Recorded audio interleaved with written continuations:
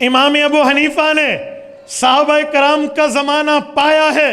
آپ کہیں گے کس کس صحابی کا زمانہ پایا, کس کس صحابی کی زیارت کی, کس کس صحابی سے علم حدیث پڑھا؟ آؤ جن سے امام ابو حنیفہ کی ملاقات ہے, علم حدیث پڑھنا ہے, انہی حوالہ جات کی بنیاد پر میں صحابہ پیش کر رہا ہوں. آپ شمار کرتے جانا.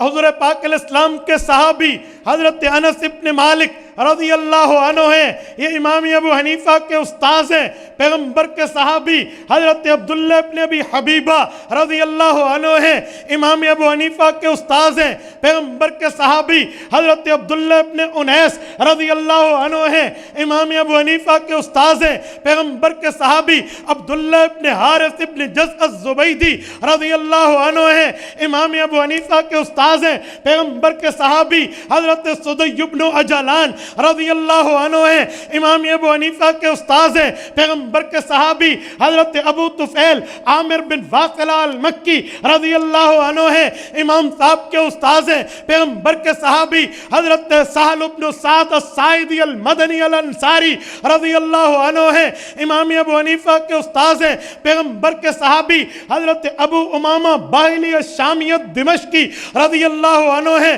امام ابو حنیفہ کے استاذ ہیں. پیغمبر کے صحابی حضرت ماقل ابن یسار المزنی رضی اللہ عنہ ہیں, امام ابو حنیفہ کے استاذ ہیں. پیغمبر کے صحابی حضرت واصلۃ بن الاسقا رضی اللہ عنہ ہیں, امام ابو حنیفہ کے استاذ ہیں. پیغمبر کے صحابیہ حضرت عائشہ بنت اجرد رضی اللہ عنہ ہیں, امام صاحب کی استاذہ ہیں. ان صحابہ کرام سے امام ابو حنیفہ نے پڑھا, ان سے سمجھا. یہ ہے ثریا ستارے سے علم لانے والا. اور سنو لوگو, امام ابو حنیفہ نے کیا کیا پڑھا, چلو میں یہ بھی عرض کرتا جاؤں. میں وحدانیات پر پوری تحریرات لکھ چکا ہوں کہ 22 پیغمبر کے وہ فرامین جو ڈائریکٹ امام صاحب نے صحابہ کرام سے سنے. آپ کہیں گے 22 وہ جو ڈائریکٹ سنے, آؤ میں اس کو بھی سمجھاتا جاؤں. حدیث کی 3 سندات بہت مضبوط ہوتی ہیں. سند کہتے ہیں راویوں کی کڑی کو, راویوں کے سلسلے کو. نمبر 1 ثلاثی, جس میں محدث اور اللہ کے نبی کے درمیان 3 واسطے ہیں.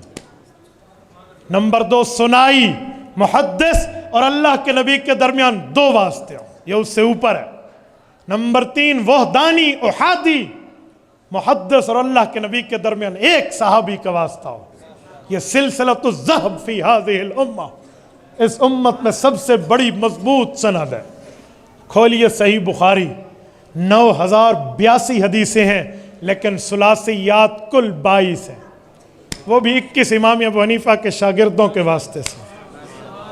ٹھیک ہے, کھولیے مسند امام اعظم ابی حنیفہ, 1650 امام ابو حنیفہ کی حدیثیں ثلاثیات ہیں.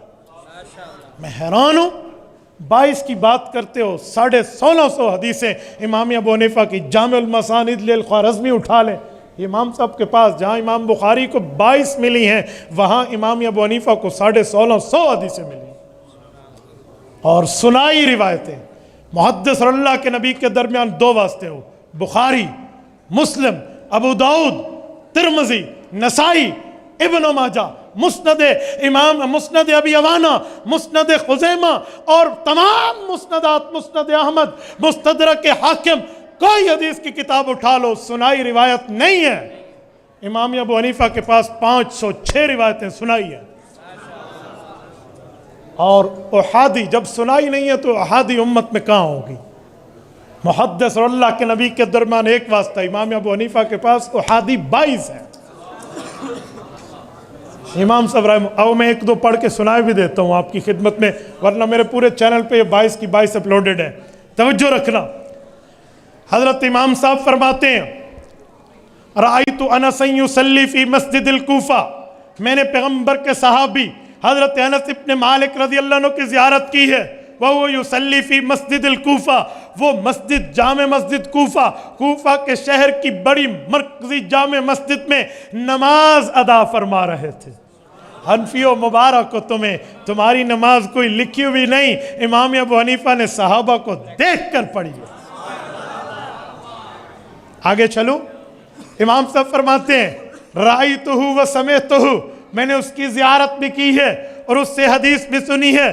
یقول قال رسول اللہ صلی اللہ علیہ وسلم، وہ پیغمبر کریم علیہ التحیۃ والتسلیم کی یہ حدیث سنا رہے تھے کہ حضور پاک علیہ السلام نے فرمایا وَلَوْ تَوَكَّلْتُمْ عَلَى اللَّهِ حَقَّ تَوَكُّلِهِ لَرُزِقْتُمْ كَمَا يُرْزَقُ الطَّيْرُ تَغْدُو خِمَاصًا وَتَرُوحُ بِطَانًا.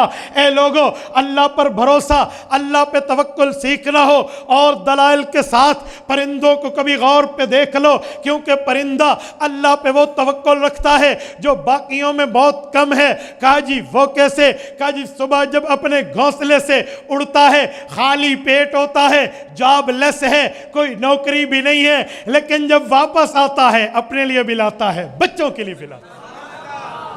کما یرزق الطیر تغدو خماصا وتروح بطانا. ایک روایت اور بھی سنیے، مسند امام اعظم میں ہے، جامع المسانید للخوارزمی میں ہے، امام یعقوب بن ابراہیم قاضی ابو یوسف رحمہ اللہ راوی ہے. فرماتے امام صاحب نے فرمایا حججت ما ابی سنۃ 16، 16 سال میری عمر تھی. میرے ابو نے مجھے کہا بیٹا حج پہ چلیں. میں نے کہا ابو حاضر. میں اپنے ابو کے ساتھ حج پہ گیا. فَإِذَا نَحْنُ بِمَكَّةَ، جب ہم مکہ مکرمہ پہنچے، فَإِذَا هُوَ رَجُلٌ حَوْلَهُ الرِّجَالُ، میں نے ایک بندے کو دیکھا، اس کے ارد گرد مجمع بیٹھا تھا. میں نے ابو سے کہا من حاضر رجل، ابو یہ کون ہے، اس کے پاس کیا ہے، مجمع کیوں جمع ہے؟ ابو نے کہا حاضا رجل قد صحب النبی صلی اللہ علیہ وسلم، یہ حضور پاک کا صحابی ہے، یقال لہو، اس کا نام ہے عبداللہ ابن حارث ابن جزء الزبیدی. یہ عبداللہ ابن حارث ابن جزء زبیدی قوم کا ہے. میں نے ابو سے کہا فدنا منہ، مجھے اس کے قریب کریں. میرا ابو فجال یفرج عن الناس، لوگوں کو ہٹایا، راستہ بنایا.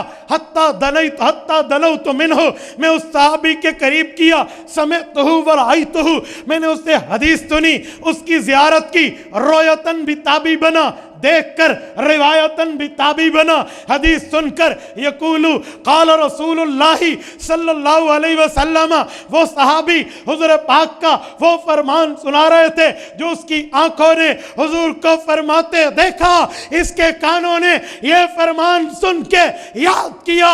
وہ کہہ رہے تھے حضور پاک نے فرمایا من تفقہ فی دین اللہ کفاہ اللہ ہمہ ورزقہ من حیث لا یحتسب. اے لوگو، علم فقہ، علم شریعت، دین کے ماہر بن جاؤ، 2 انعام ملیں گے. رزق کی ٹینشن نہیں ہوگی اور وہاں سے ملے گا جہاں سے امید نہیں ہوگی. امت کو یہ حدیث امام ابو حنیفہ کے واسطے سے ملی ہے. مناقب کردری اٹھا کر آپ دیکھ لیجئے، مسند الامام اٹھا کر آپ دیکھ لیجئے. میرے دوستو، امام ابو حنیفہ نے تو یوں صحابہ کرام سے پڑھا اور سنا ہے، یوں صحابہ کرام سے بات کو سمجھا ہے اور سمجھ کر امت کو بتایا ہے. تو امام ابو حنیفہ وہ ہے جو پیغمبر کے صحابہ کا شاگرد ہے. تبارك الذي نزل الفرقان على عبده ليكون للعالمين نذيرا.